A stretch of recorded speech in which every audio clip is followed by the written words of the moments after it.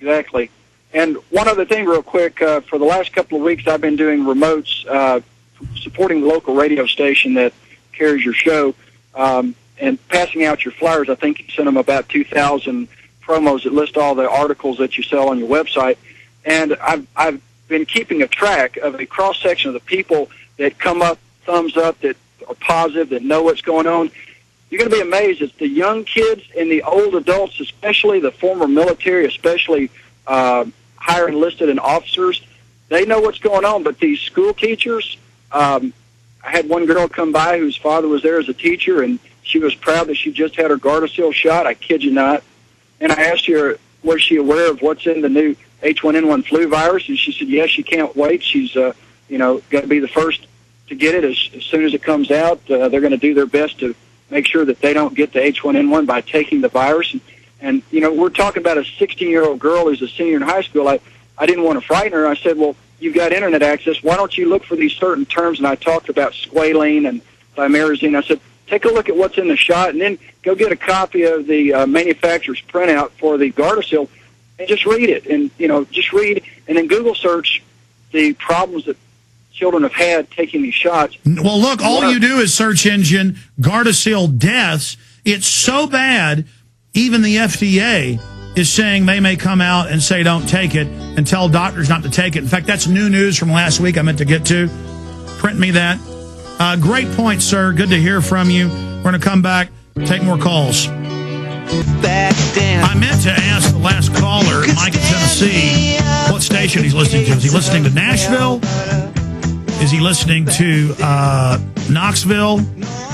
Harry Grothjohn, WBCR? I think we've got 3 affiliates now in Tennessee, AMs, and very, very thankful to all of those affiliates. And look, I wasn't trying to be mean to John earlier. I had you on for 5 minutes, John, and then I said, come back, make your point, and then I had to be corrected. I don't have time for that. I got other calls I got to go to, but I'm not trying to be mean here. If you actually listen to this show, we give callers more time than other people. But it's not one of these boring shows where the guest talks for an hour and the host says, or where they just take call after call after call and the host doesn't say anything. I come in with points. I come in with topics. I come in with information. That's why we're the #1 alternative show. You watch Fox or CNN, with their guests, they're interrupting every 7-8 seconds on average. Not here. I've timed it. We interrupt on average every 45 seconds. So that's why it's dynamic. It's thought-provoking. So I gave you 5 minutes, and just it wasn't enough for you, and then you just had to correct me, and I just don't have time for it. Because the next caller is going to have some incredible news. Mark in Wisconsin. Mark, you're on the air. Go ahead. Hey, Alex. Great to speak with you, and I do have incredible news. We got some Glenn Beck news, and we have some swine flu news. I'm reading online here a piece referring to Beck that says he was on the Fox and Friends morning show. He accused Obama of having a deep-seated hatred for white people or the white culture. That goes back to the racism thing that it's always about, as highly mentioned on your show accurately. And by the way that Beck presents his accusations, in all reality, it's almost reverse psychology, because the way he presents his accusations makes him appear as a racist, which makes everyone who questions and criticizes Obama appear as a racist. Yeah, no, look. I'm going to let you finish your point, but it's easy to throw 2 pit bulls in a pit together. It's easy to throw 2 roosters in together. It's easy to throw 2 men in together. Brock Lesnar and somebody else to beat each other to death. It's easy to do evil. And so exactly, Beck comes out and says something true about black liberation, Reverend Jeremiah Wright, about a deep-seated hatred of whites. And it's true. But it then ignites the debate more. And then meanwhile, black nationalist Van Jones comes out and then says he's racist for telling the truth. And then it ignites the whole debate, which is what Obama was meant to do to get everybody at each other's throats. Go ahead. Exactly. Controlled opposition, playing one against the other, and in all reality, the entire country gets screwed. And then setting the precedent through Beck, who's unpopular and polarizing, popular with some, but overall polarizing, meant to look stupid and lederhosen and all the rest of it, using him as the poster child to chill and restrict free speech across the board. That's why you've got to support Beck. We can't play into their trap. Right, on this issue, I completely agree. You hit it right on the head, Alex. And getting to the swine flu stuff, there's one article, there's a quote from Kathleen Sebelius that says, "So far, trials look good. We won't be administering any vaccine that isn't proven to be effective and safe.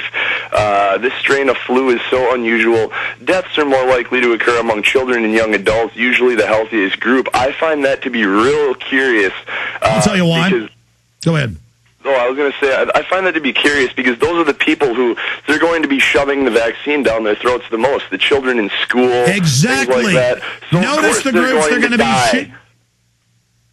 I appreciate your call. Great points. Let me comment on that point before we end this segment. That's because this flu reportedly has a hemorrhagic reaction. Your body gets hit by it, and you have an autoimmune response that causes your lungs within a matter of hours to fill with liquid and you stop breathing. That's what the 1918 did, clearly a bioweapon, and the 1976, clearly a bioweapon. They have an inoculation at a military base in both cases. People start dying. They then use that to fearmonger. And that's how this program works. And then the shot in 76 kills the people. But look, what does mercury and the other adjuvant, squalene, do, according to medical doctors, brain surgeons, epidemiologists, virologists, and chemists, and bioengineers? We've had them all on. Got another doctor coming up, medical doctor, next hour. The mercury and the squalene and other adjuvants that accelerate an autoimmune response, that's what brings on the hemorrhagic fever. It's kind of like I put a 45 rounds in a gun. I close it and I pull the trigger. The cap is the supposed virus, the attenuated virus. But it mixed with the other adjuvants causes an autoimmune storm that then causes your brain to swell and brain damage or death, amongst other things like your lungs filling up with stuff. So yes, that's how the vaccine kills you.